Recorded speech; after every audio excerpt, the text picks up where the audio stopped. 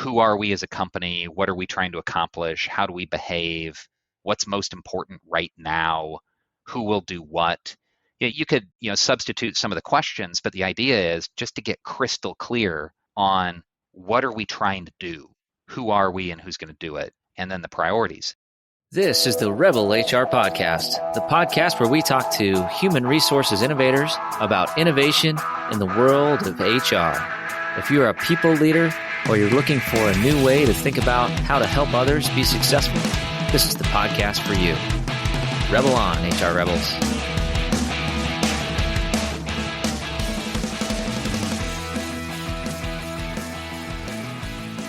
All right, Rebel HR listeners, welcome to the show. We've got a good one for you this week. I think a lot of you are going to relate to our guest. Andrew Bartlow has 25 years of human resources and talent management experience at organizations across a wide spectrum of sizes, maturity stages, and industries. Co-author of a book called Scaling for Success, People Priorities for High-Growth Organizations.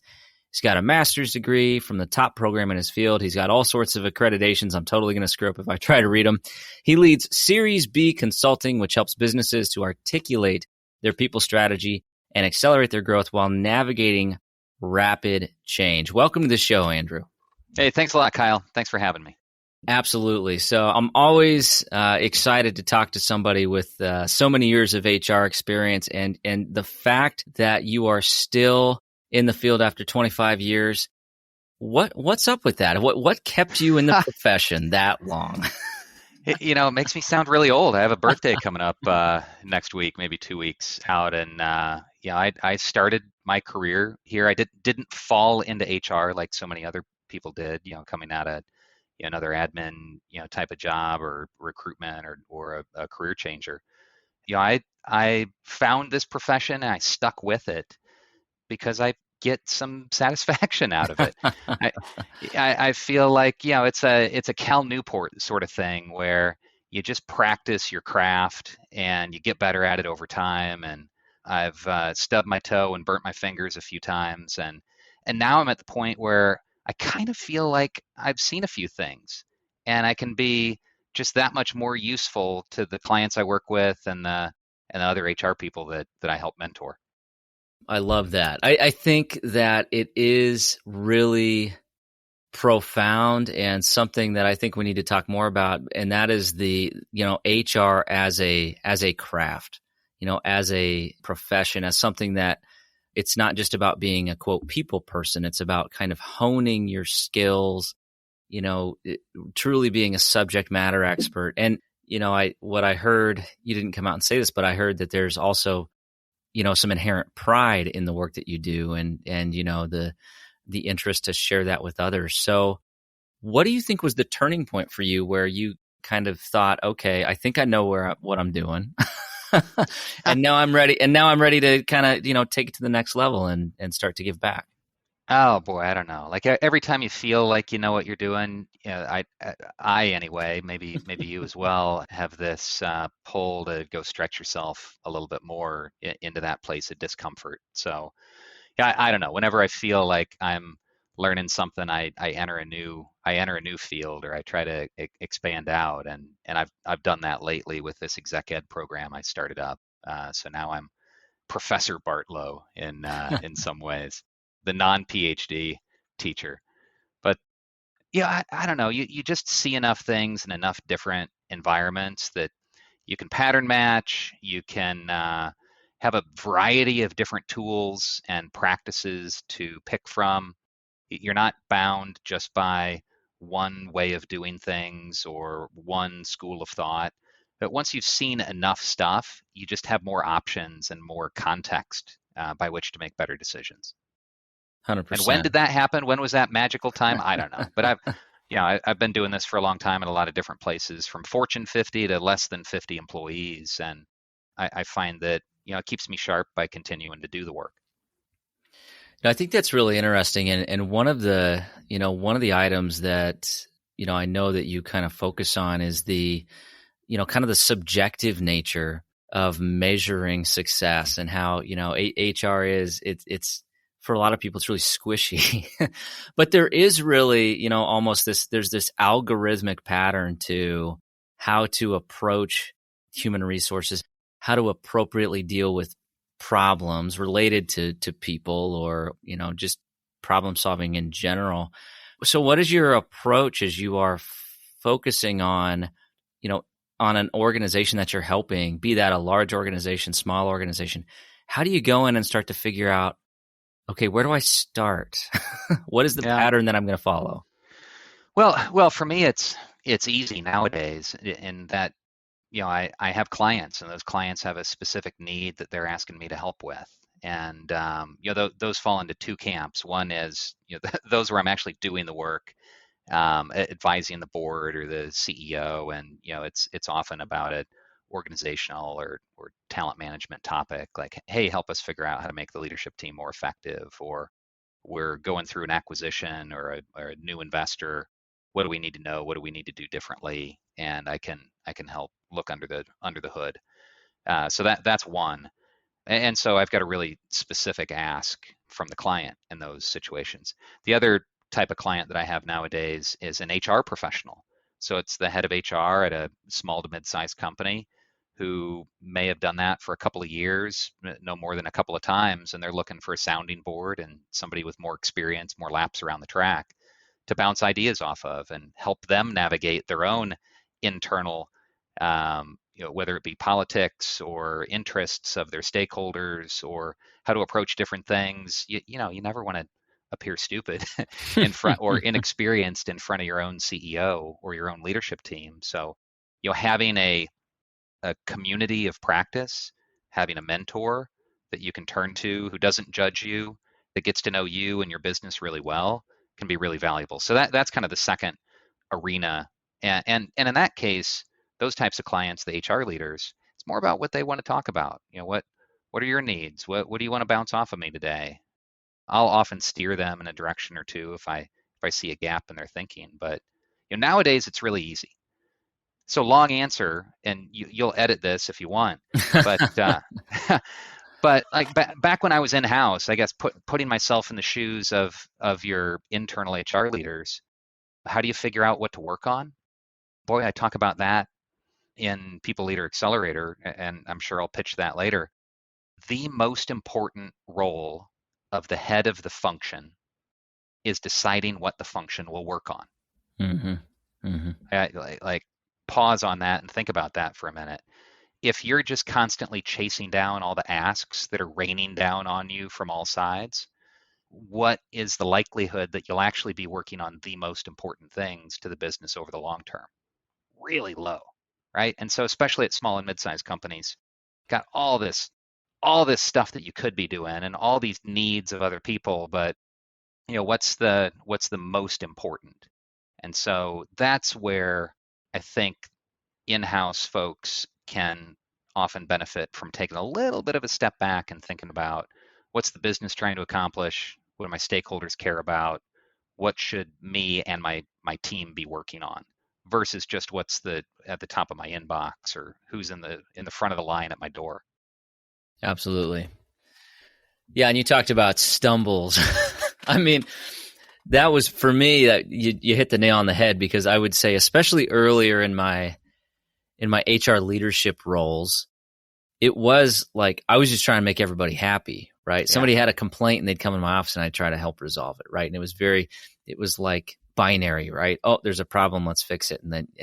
But when you're when you're dealing with a team and you're trying to build culture and do all these really important and critical things, and DEI, all these things that are so critical to an organization.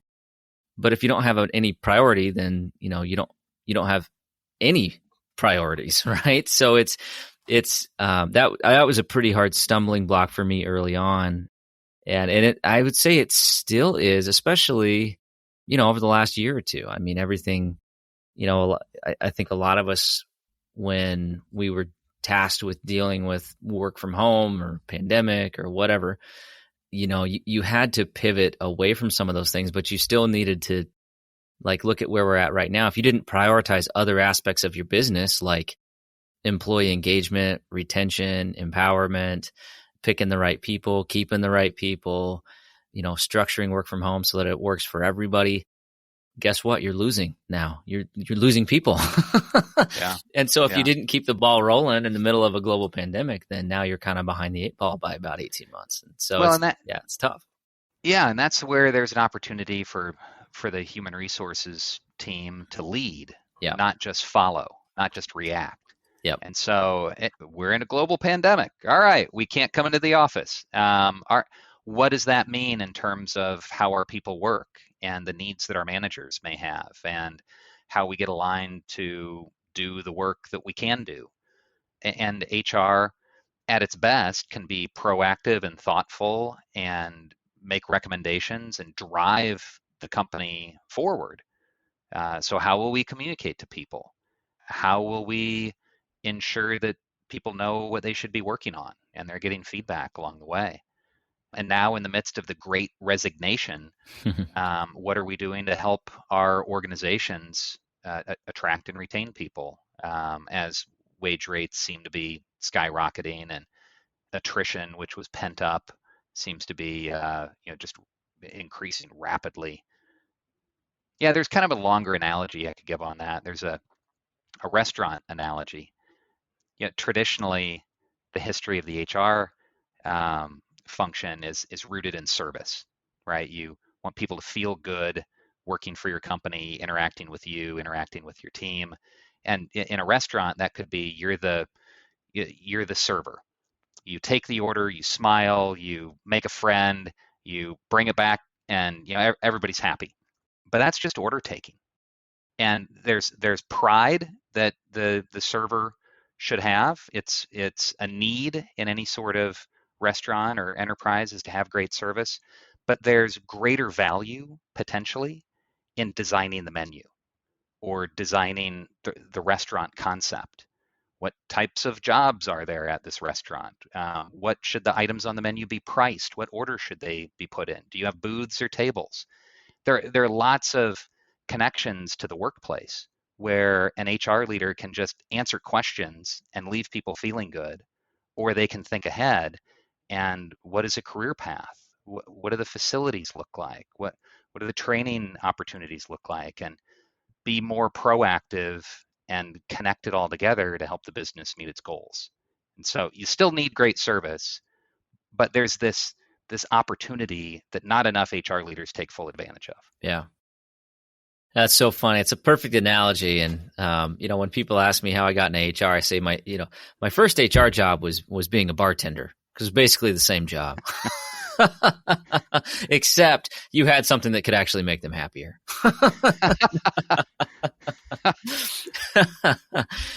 No, but I love that. And I think it's such a mindset shift to switch away from, kind of just being reactive and responding to, somebody's complaint versus being proactive and actually structuring an organization or a process or, whatever you're working on in order to serve your culture and your business and your people and kind of that win-win-win approach, which is really, really easy for me to say on this podcast.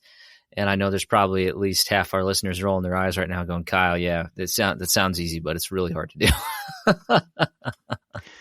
Yeah. Well, it all starts with a plan, though.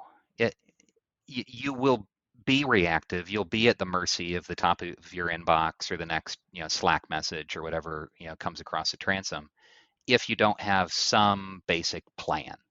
So what is your company trying to accomplish? What is your team doing to try to support that? What are the most important 3 or so things that should be front of mind, even if you're not working on it every minute? And you can't be, right? Some of those emergencies and fire drills need to be attended to. But what are the most important things? And if you don't have that really clear and at the top of your list and everybody on your team's list, like visible and top of mind, then chances are you're doing some spinning. So yeah. I'd argue that's actually not that hard, but not enough of us do it. No, that's so true. And I can think of a number of times where, in my head, it made a ton of sense. It made perfect sense. But, you start moving forward, or you start working on something, and then you look to your left and your right, and you're like, well, where is everybody? Why aren't they here with me? And it's because, it wasn't articulated clearly, or it wasn't laid out, or it was too muddy. My issue is a lot of times I want to do everything right now because it's all good stuff. And if I'm struggling at anything, sometimes it's saying no to a great idea, even though we just don't have time to do it. That sort of, that kind of Achilles heel, if you will. So I want to talk a little bit about, about that in the context of best practices. And this is one of those areas that, we were talking about before we hit record, and I really want to explore this. You've seen the big companies, you've seen the small companies, you're running your own company. And I think we always talk about trying to define a best practice, or trying to act like a Google, or an Airbnb, or an Apple, and some of these places that are have these dynamic cultures. So why don't we start off, first of all, why do you feel like everybody needs to make everything a best practice? Well, I think there's credibility in best practices. If you can attach a well-recognized name or brand to, hey, XYZ is doing this, it comes with a sense of borrowed credibility. And if you're trying to figure out what your organization should do, or convince somebody what your team should be doing, then having an example, even if it's anecdotal, is at least a place to start. So it's rational. But the next step of rationality, we don't always get there, which is, are they like us? Is their context similar to ours? Was having a conversation similar to this not that long ago, and the person I was talking to said, yeah, context is king, not content. I loved it. And so I said, I'm going to steal that. And I just did. I used it again right here. There you go. Yeah. So content, whatever the best practice is, whatever the idea is, whatever I remember Holacracy from Zappos, the self-managed work teams. Is that the right thing for every company to use? Probably not. Did it work for Zappos? For a while in some ways, but at least apply a filter of, why did that thing work for that place? What do we have in common with them? And does it make sense for that to potentially work for us as well? So I think it's just looking for evidence, looking for some clues about what might work at your own place. And it doesn't hurt to start with a brand name, but it does hurt to do it without thinking twice about whether it's a good fit or not. Absolutely. No, I love that. Context is king, because it's, my organization, we're in manufacturing, and we're 130 years old. So, if we were to just copy and paste put a slide in the break room because Google did it one time, or at least I read that they did, but I don't even know, I just read a fun article about like a ball pit in a slide, and I can't remember now if maybe that was the McDonald's play place and I'm mixing it up, but it sounds cool, ping pong tables, etc. I mean, people would just think I was crazy, right? Like the context doesn't fit. So, and I've got a good story. I think you'll get a kick out of this, and maybe you've heard of this with your experience, but I won't name the company. But one of the companies I work for, a very, very large company, like hundreds of thousands of employees, and I was relatively young in my career, so I didn't know what I didn't know, and they came out with an office best practice. Like literally, like, okay, this binder has this in it and it sits on this shelf, or it sits in this file cabinet.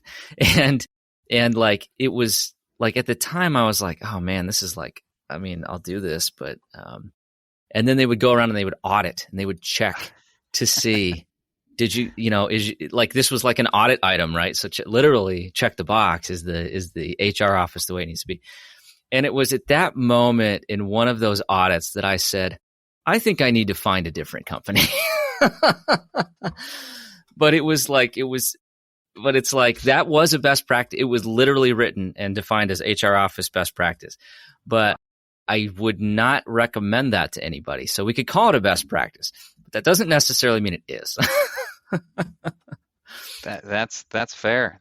Boy, you're bringing me back to my manufacturing days and ISO 9000 audits and the just thick books of three ring binders. And hey, there's value in organizations, especially really mature organizations, having stuff written down and knowing how to get it done. And if you have suppliers that you're a vendor to that want to know that you're able to deliver, there's some merit in that. But yeah, let's put this example into a different context. What if you're a high growth technology startup who's changing their product or service every 3 weeks, and they're changing the technology on which the product resides, and they're moving into new countries? Do you really think that documenting all of those processes are going to work for them? Heck no, they don't even know what the process is yet. But if you're a 130-year-old, really stable manufacturing company, there might be benefit in doing that for some things anyway. Maybe not binders on the HR shelf. But, yeah.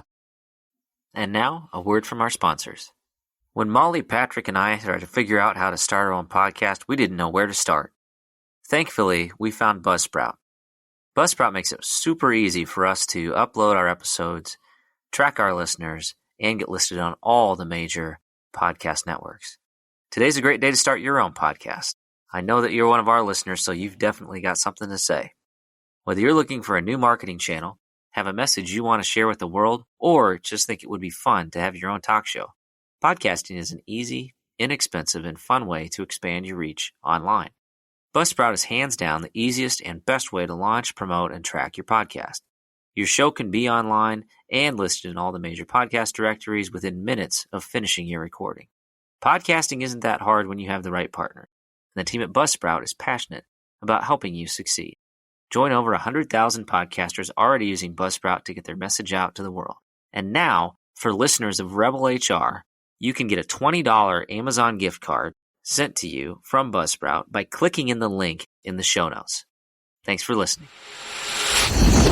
Are you looking to grow your personal brand or your business brand? Take it from me that podcasts are a great way to do it. Here's the secret. We all want to feel connected to the brands that we buy from. What better way to humanize a brand than through sharing your personal story on a podcast? I have had great success with Kitcaster. Kitcaster is a podcast booking agency that specializes in developing real human connections through podcast appearances. And let me tell you, it's all about the right human connection. You can expect a completely customized concierge service from their staff of communication experts. Kitcaster is your secret weapon in podcasting for business. Your audience is waiting to hear from you. For a limited time offer, listeners to the Rebel HR podcast can go to www.kitcaster.com/rebel to get a special offer for friends of the podcast. Rebel on. Yeah, I'm using that intentionally as a kind of funny. I don't know if that company still has that as a requirement, but if anybody knows the organization and can tell me, do they still have the HR office diagram? I would love to know. But I think that's something, that I want to explore a little bit more, is kind of that ability to change as well. And I think that's one of the potential pitfalls of being, adhering to that best practice at the detriment of being change ready and being willing to be flexible and in this, ever changing world. And so what have you seen work for companies who are maybe struggling through this growth journey? Maybe they've kind of hit a roadblock and they're trying to change, but they're facing some sort of resistance somewhere, and you're called in to help work through it. How do you approach that? What have you seen work? We'll be back after a quick break.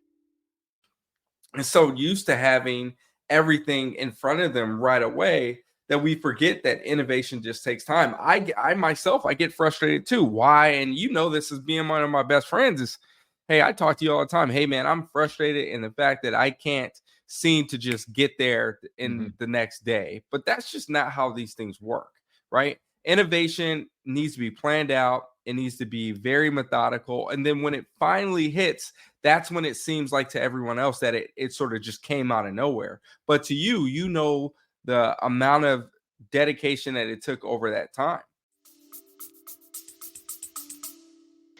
Yeah, there's an approach that I really love, and I've used it both at early stage startups, venture-backed tech companies, as well as at mid-size PE-backed companies that are transitioning from founder-led to more of a professional outside management team.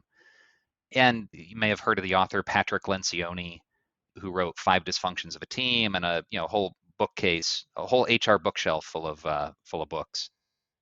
His should be on the upper left side, I think. Yeah, it's not really science-based, but it's just so simple and practical that it resonates with a lot of my clients, regardless of what context they're in. And he has what he calls the 6 questions for clarity. And I probably won't remember all of them off the top of my head, but it's basically aligning the team around who are we as a company, what are we trying to accomplish, how do we behave, what's most important right now, who will do what.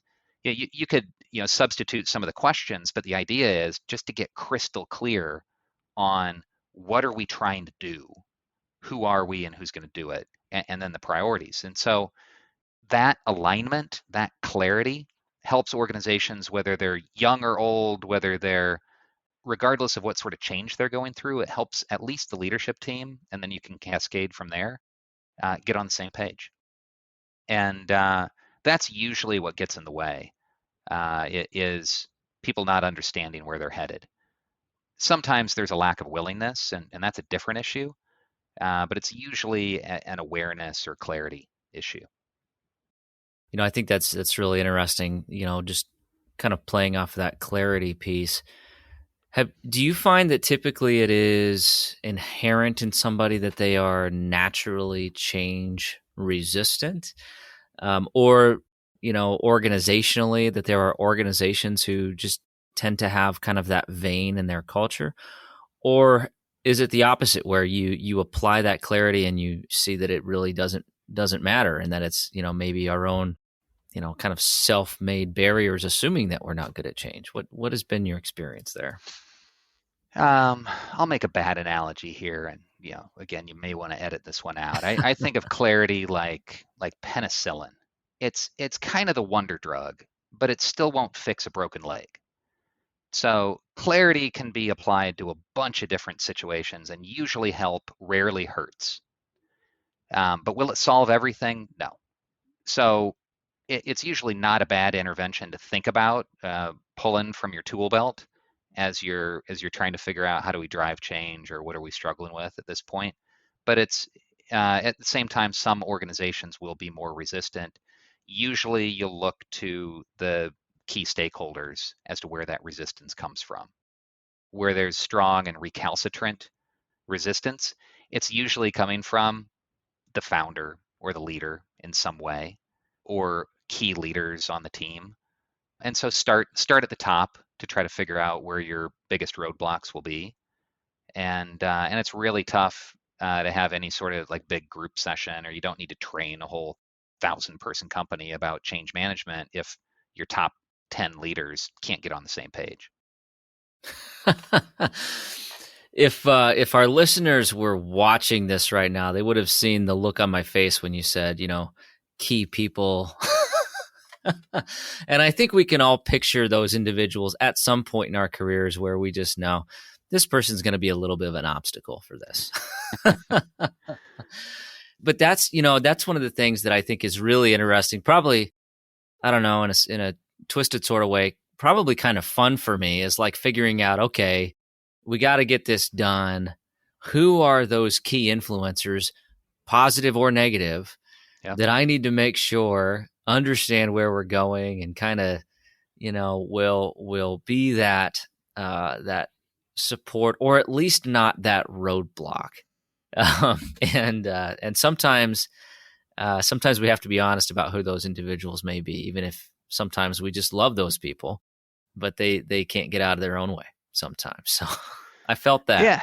Yeah. And it doesn't mean It doesn't mean they have to leave the organization. Right. And it doesn't mean that you're stuck, even if they're really senior folks. It's they're reach into the MBA toolkit, and there's something called a stakeholder analysis. And how do you influence your stakeholders, and how do you figure out what they care about, and how to deal with people with different perspectives and different interests. And that's one of the things I work with other HR leaders on is, how do you drive change? How do you create support and alignment for your agenda, which is in support of the business agenda? And yeah, the answer isn't always fire somebody. and, I and hope not. thankfully, it's not always live with it either. Right. Yeah, I hope not. And I think, I don't know about you, but I do remember, early in my career, I was still kind of figuring, okay, what is HR? Am I the traffic cop? Am I the compliance person? Am I is it the principal's office when someone comes in? And, there are certainly some practitioners that operate that way and some organizations that expect HR to operate that way. But I found for me, it's, that is not the brand that I want to do. And quite frankly, I was just miserable operating in that mindset. Right. So as an HR professional, as you're coaching these individuals and you're helping them kind of process through these problems, have you found that there is a kind of a common theme or a trait that you see in the successful HR practitioners, or is it not a one size fits all? This may seem counterintuitive, but a common trait that I've seen is a sense of imposter syndrome among the successful HR leaders. That is fascinating. Okay, I got to hear more about this. Yeah. And I've seen it time and time again. I've had 20 plus people move through my exec ed program. We go really deep, get to know them and their businesses really well. Highly successful folks. Some of their companies have gone public, lots of unicorns within the group. Enormously successful folks, some with multiple graduate degrees, blah, blah, blah. And just about all of them are feeling like they are not good enough, don't know enough, fumbling and stumbling throughout the work that they do. But I think the reason why they are successful is because they're constantly trying to get better.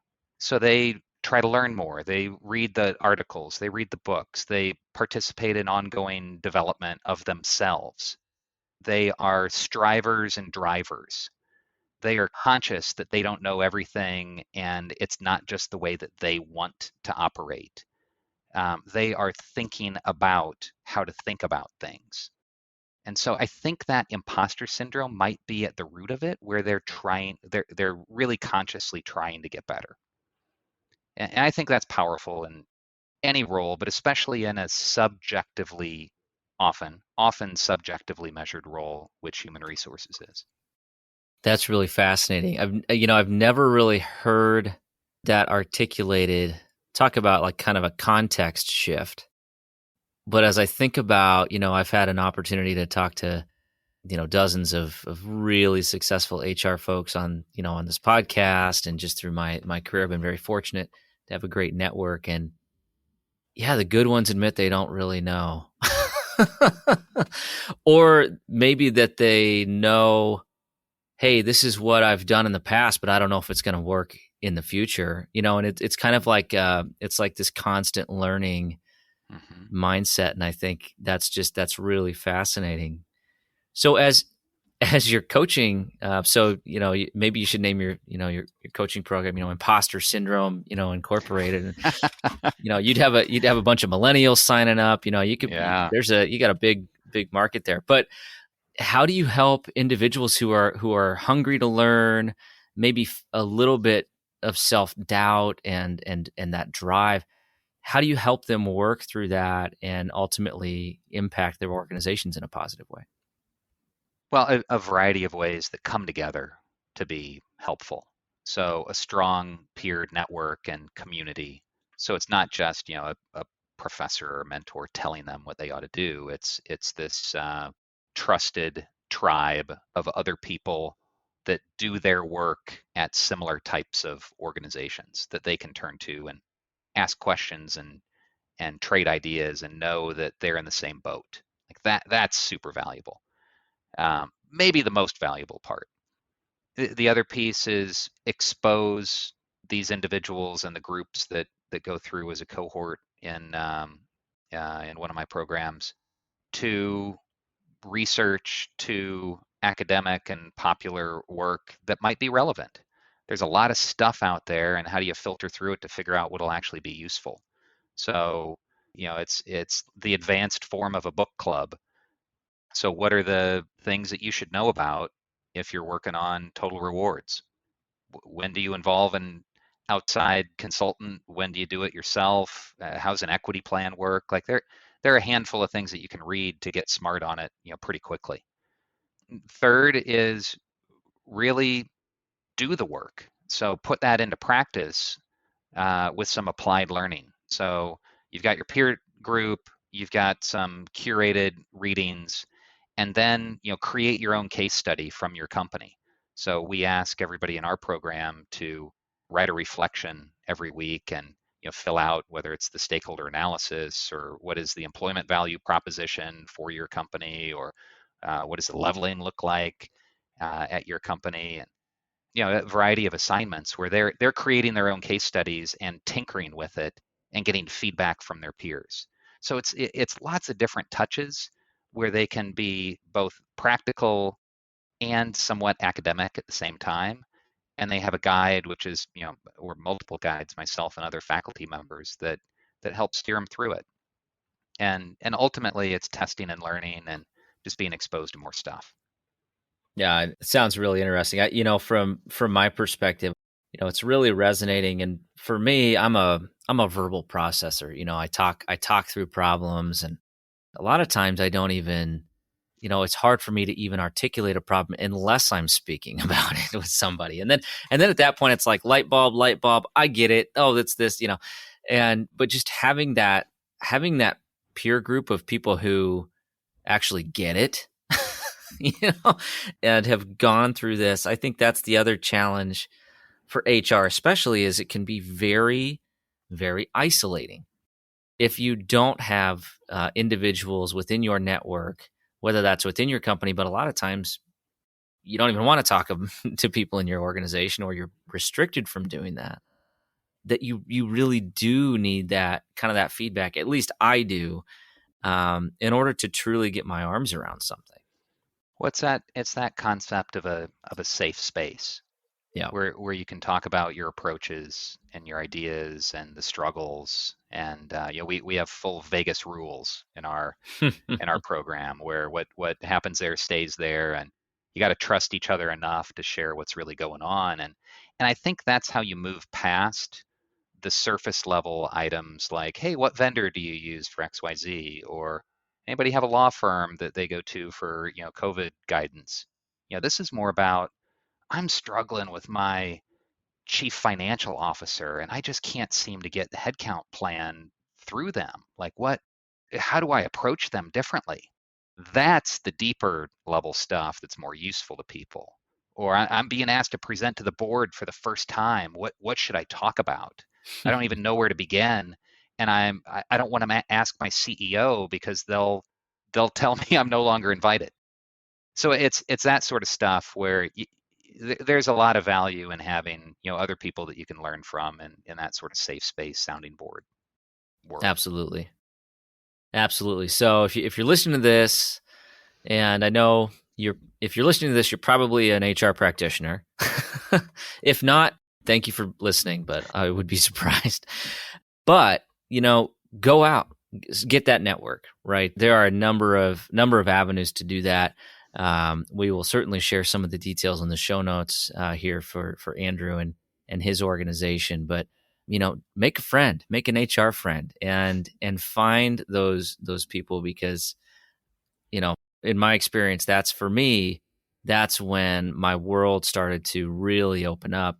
And it actually shifted away from doing a best practice as defined by a Fortune 500 company into defining the best practice for my organization, given the goals that my team had laid out. And for me, that was just a huge mindset shift and very empowering, to the point of you're not just executing a playbook, you're actually designing the plays, right?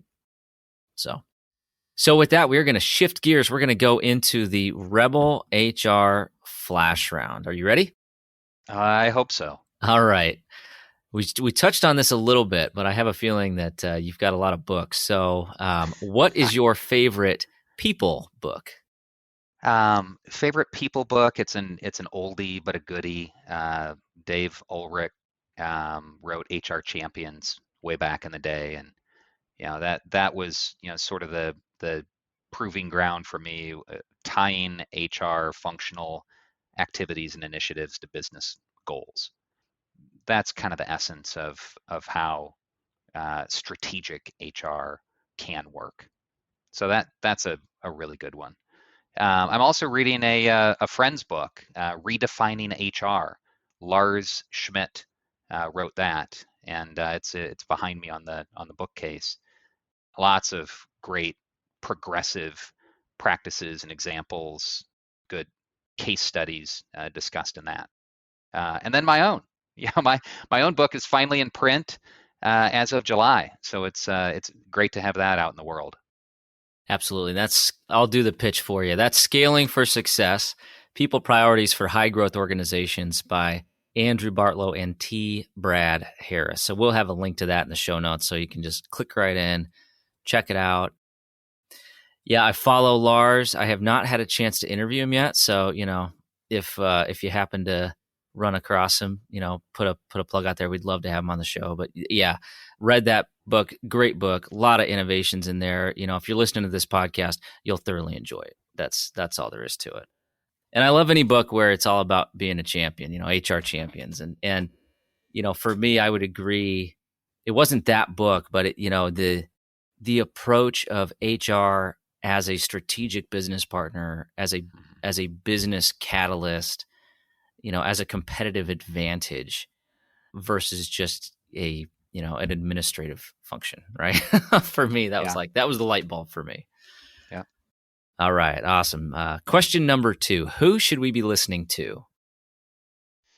On podcasts? Well, obviously this podcast, Rebel HR, tune in. Lars, we already mentioned him. He has a great podcast with a lot of listeners, great content in there. A mutual friend, Q Hamarani from Airbnb, was on just a few weeks ago. So just awesome guests on that show. I also find myself drawn to the business-oriented podcasts, whether that be Masters of Scale or 20-Minute VC. Those are some of my favorites. Whenever I get drive time, which frankly isn't all that often anymore, but I'll dial into those podcasts. Yeah, I'm kind of with you on that. I don't have much time, period. I have 3 kids under 10, so time is not plentiful. But I actually like to listen to just general business podcasts, because I find that I'm out of my echo chamber a little bit, and I kind of hear other perspectives. So yeah, I'm with you on that one. All right, last question. There's a hard-hitting one here. How can our listeners connect with you? Oh, great. LinkedIn is fantastic. Andrew Bartlow. I also have a page up for my consulting company, Series B, as in boy, consulting. But really the best way, if you're interested in some of the concepts that we talked about today, People Leader Accelerator is that exec ed program that I kept talking about. And we will start accepting applications for our January cohort here towards the end of the year, 2021. So peopleleaderaccelerator.com is that website. Check it out, and you can reach out to me through there. Perfect. And we will have all that information in the show notes. So it just sounds like a great program. Really appreciate you coming on and sharing some of your expertise, your perspective on all of the individuals and organizations that you've supported. It's just been great to kind of pick your brain, and really appreciate you sharing your insights with us here this week. So thank you so much, Andrew. Yeah, hey, thank you, Kyle. Really appreciate it. Thanks. Take care. All right, that does it for the Rebel HR podcast. Big thank you to our guests. Follow us on Facebook at Rebel HR Podcast, Twitter at Rebel HR Guy, or see our website at rebelhumanresources.com. The views and opinions expressed by Rebel HR Podcast are those of the authors and do not necessarily reflect the official policy or position of any of the organizations that we represent. No animals were harmed during the filming of this podcast. Baby.